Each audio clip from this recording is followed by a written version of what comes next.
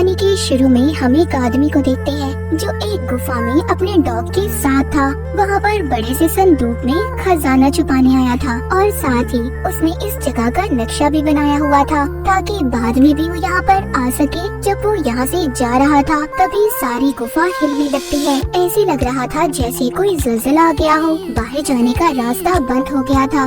उस आदमी का डॉग तो दूसरी तरफ चला गया था पर वो उधर ही गुफा में फंस गया था। वो अपने डॉग को एक संदूक और यहाँ का नक्शा देकर कहता है, जाओ जाकर थोड़ी दूर एक विच का घर है जो जादू करती है, उसको ये चीजें जाकर दे आना। वो डॉग ऐसा ही करता है पर वो बेचारा उधर ही फंस गया था। उस आदमी का डॉग जादूगरनी के घर तक पहुँच जाता है और उसको सारी चीजें दे देता है। इसके बाद कहानी में हम कुछ आगे का सीन देखते हैं जहाँ पर एक आदमी जिसका नाम एमिट था, जो उसी आदमी का परपोता था जो गुफा में दफन होकर मर गया था। वो बैठा अपने बच्चों और उनके दोस्तों को ये कहानी सुना रहा था कि कैसे उसके दादा ने इस गांव में खजाना छुपा कर रखा हुआ है। पर यहाँ पर हमें पता चलता है एमिट के बेटे का जो दोस्त था उसके अंकल से उसने कुछ पैसे लिए हुए थे। वो आदमी अब एमिट से उधर ही पैसे लेने आ गया था और साथ ही बहुत सारा इंटरेस्ट भी मांग रहा था। वो एमिट को नोटिस देता है कि 5 दिन के अंदर अंदर उसे उसके सारे पैसे लौटाने होंगे।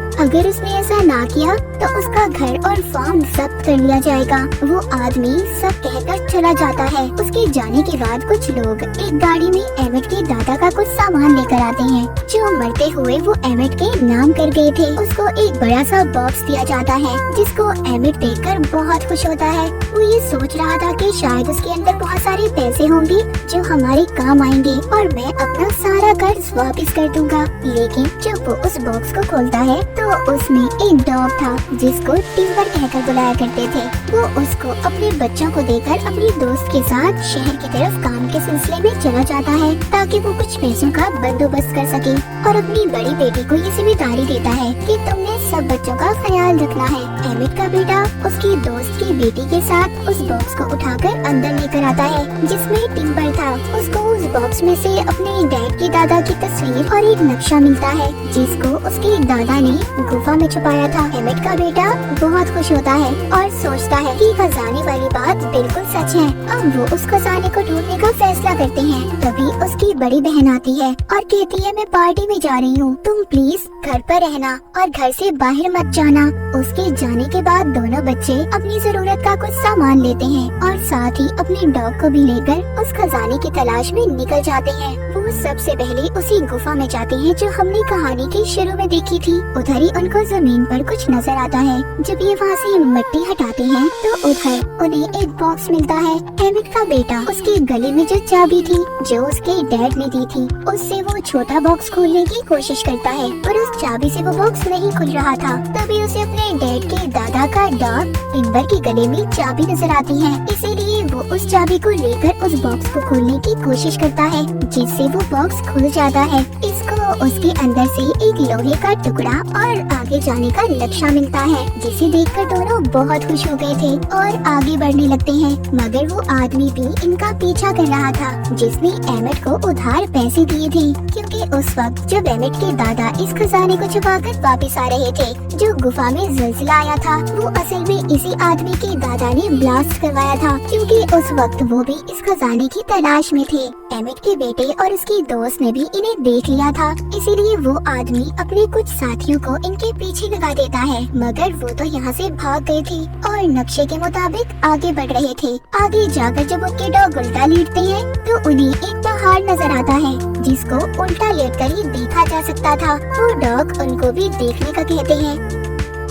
एमिट का बेटा और उसके दोस्त जब ये देखते हैं तो उन्हें भी वो पहाड़ नजर आ जाता है। जब ये थोड़ा सा आगे जाते हैं तो उन्हें आगे जाकर एक सोने का सिक्का मिलता है जिसको देखकर दोनों बहुत खुश हो गए थे। ये अब सोचते हैं ये दोनों बिल्कुल सही रास्ते पर हैं। थोड़ा सा आगे जाकर इनको एक पत्थर दिखाई देता है जिस पर लिखा था कि अगर आगे आगे खजाना लेना चाहते हो तो तुम्हें उसी तरफ जाना होगा जिस तरफ वो पहाड़ इशारा करता है। वहाँ जाकर तुम्हें बहुत सारा सोना और चांदी मिलेगा। अब ये दोनों और इनके डॉग्स पानी में तैरकर दूसरी तरफ जाने लगते हैं। वहाँ पहुंचकर अब ये बहुत ज्यादा थक गए थे। इनको थकावट के साथ साथ भूख भी लगी थी। वो सोचते हैं कि क्यों ना मछलियाँ पकड़कर पका लें, क्योंकि अपने साथ ये खाने पीने का कोई सामान नहीं लाए थे। उधर उनके डॉग लकड़ियाँ जमा कर रहे थे। तभी उन्हें एक सुराख नजर आता है। उधर घर में एमिट की बड़ी बेटी वापस आ गई थी, जो अपने भाई को जब नहीं देखती तो बहुत ज्यादा परेशान हो जाती है। घर में एमिट अपनी दोस्त के साथ आ गया था। वहाँ आकर जब ये बच्चों का पूछते हैं तो एमिट की बड़ी बेटी झूठ बोल देती है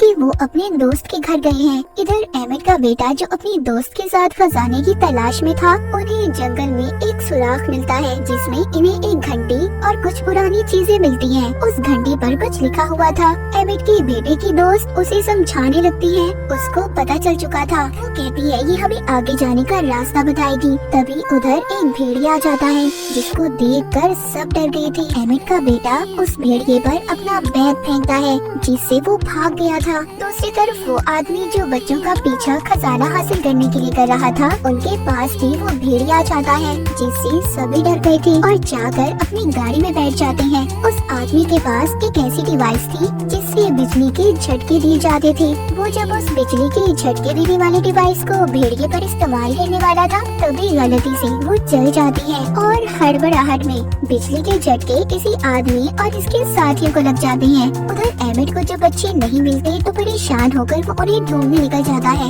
उधर एमिट के बेटे के दोस्त के पास एक ट्रैकिंग डिवाइस थी, जिसकी मदद से एमिट बच्चों को ढूंढने निकल गया था। बच्चे आगे बढ़ते हुए उसी जादूगरनी के घर पहुंच गए थे, जिसको बहुत सालों पहले एमिट के दादा के डॉग ने एक बॉक्स और कुछ सामान दिया था। वो जादूगरनी कोई आम जादूगरनियों की तरह नहीं थी, वो तो बल्कि एक अच्छी जादूगरनी थी। जब वो बच्चों को ऐसे थका हुआ देखती है तो अंदर आने का कहती है और एमिट के बेटे की दोस्त की चोट पर दवाई लगाती है और बताती है कि मैं यहाँ पर अपनी माँ के साथ रहती हूँ, जो भी बाहर गई हुई है। एमिट का बेटा जब अपने बारे में बताता है तो जादूगरनी कहती है उसके डैड के दादा का नाम लेकर, क्या तुम उन्हें जानते हो? वो कहता है हाँ, वो मेरे डैड के दादा थे। तभी वो जादूगरनी उसको एक बॉक्स देती है जो बहुत सालों पहले उसके डैड के दादा का डॉग इन्हें देकर गया था। वो बताती है कि मेरे खानदान के लोगों ने इसे संभाल कर रखा था और अगर तुम उनके रिश्तेदार हो तो तुम इसको ले सकते हो। एमिट का बेटा अब उस बॉक्स को अपने गले में लटकी चाबी से खोल देता है, जिसमें से उसे एक छोटी कुल्हाड़ी और आगे का नक्शा मिलता है। बच्चे जब बाहर देखते हैं तो उधर वही आदमी आ गया था जो इनका पीछा कर रहा था, मगर वो जादूगरनी अपने घर के खुफिया रास्ते से उन बच्चों को घर से बाहर जाने का रास्ता दिखाती है। तभी उसी जादूगरनी के दरवाजे पर वो आदमी भी आ गया था जो बच्चों का पीछा कर रहा था। वो जादूगरनी से पूछता है कि बच्चे कहाँ पर हैं, जिस पर वो झूठ बोलती है कि वो नहीं जानती कि बच्चे कहाँ पर हैं। वो आदमी इसको अपनी बिजली के झटके देने वाली डिवाइस दिखाकर डराता है। कहता है देखो, अगर तुमने मुझे सच ना बताया तो अच्छा नहीं होगा तुम्हारे साथ। उधर बच्चे अपनी आखिरी मंजिल की तरफ पहुंच गए थे, पर वहां पर एक झरना था और आगे जाने का कोई रास्ता नहीं था। लेकिन अचानक ही उधर उनके डॉग को जमीन पर कुछ निशान दिखाई देते हैं जो शोर करके उनको अपनी तरफ बुलाते हैं। वहाँ निशान में एक छोटा लोहे का टुकड़ा, घंटी और छोटी कुल्हाड़ी रखने के निशान बने हुए थे। जो चीजें इनको अब तक मिल चुकी थी, उन चीजों को उधर लगाते ही पत्थरों के दरमियान एक रास्ता बन जाता है, जिसे देखकर वो बहुत खुश होते हैं। तभी उधर वही आदमी भी आ गया था जो इनका पीछा कर रहा था। वो कहता है शुक्रिया मेरे बच्चों, खजाने को ढूंढने के लिए। जब वो उस रास्ते पर जाने वाला था तभी उस गुफा से बहुत सारे चमगादड़ बाहर निकल आते हैं, जिससे सबका ध्यान भटक गया था। इस बात का फायदा उठाकर एमिट का बेटा उन सब चीजों को निकालकर अपनी दोस्त और डॉग्स के साथ अंदर चला जाता है, जिसके जाते ही रास्ता बंद हो गया था। वो अंदर आकर इधर उधर खजाना ढूंढने लगते हैं कि वो ही गुफा थी जहाँ पर एमिट के दादा ने खजाना छुपाया था। ये सब ट्रॉली में सवार होकर आगे बढ़ने लगते हैं। बाहर वो आदमी जो खजाने का पीछा कर रहा था, वो बॉम्ब को ब्लास्ट करके रास्ता खोल लेता है। तभी बॉम्ब के फटने की आवाज एमिट भी सुनता है। वो भी उधर पहुंच चुका था। अंदर गुफा में एमिट के बेटे को वही संदूक मिल जाता है जो एमिट के दादा ने छुपाया था। वो वो जब उसको खोलते हैं तो उसमें सिर्फ हड्डियाँ थी। वो सोचते हैं इतनी मेहनत करने के बाद भी हमें सिर्फ ये पुरानी हड्डियाँ मिली, क्या फायदा हमारी इतनी मेहनत का। पर टिम्बर को उधर सोने की एक हड्डी मिलती है। जब वो थोड़ा सा आगे जाकर देखते हैं तो वहाँ पर बहुत सारा सोना था। उनको अपनी आंखों पर यकीन नहीं आ रहा था कि उन्होंने खजाने को ढूंढ लिया। लेकिन उधर वो आदमी जो खजाने की तलाश में था उधर आकर सबको पकड़ लेता है। उधर ये जादूगरनी का डॉग भी आ गया था जो उस आदमी पर हमला कर देता है। तभी सारे डॉग उसके बाकी साथियों पर भी हमला कर देते हैं। तभी एक आदमी का हाथ वहाँ पर लगे हुए बॉम्ब पर गलती से पड़ जाता है जिससे वो जलने लगते हैं। पूरी गुफा हिलने लगी थी। सब लोग जल्दी जल्दी बाहर आ जाते हैं। बाहर आते ही वो आदमी जो खजाने के पीछे था सबको कहता है ये खजाना मेरा है और बिजली के झटके देने वाले डिवाइस से भी डराता है। तभी एमिट के बेटे के डॉग्स उस पर हमला कर देते हैं। वो डिवाइस गलती से ऑन हो जाती है। उसके चलते ही उसे और उसके साथियों को झटके लगने लगते हैं जिस पर सब हंस रहे थे।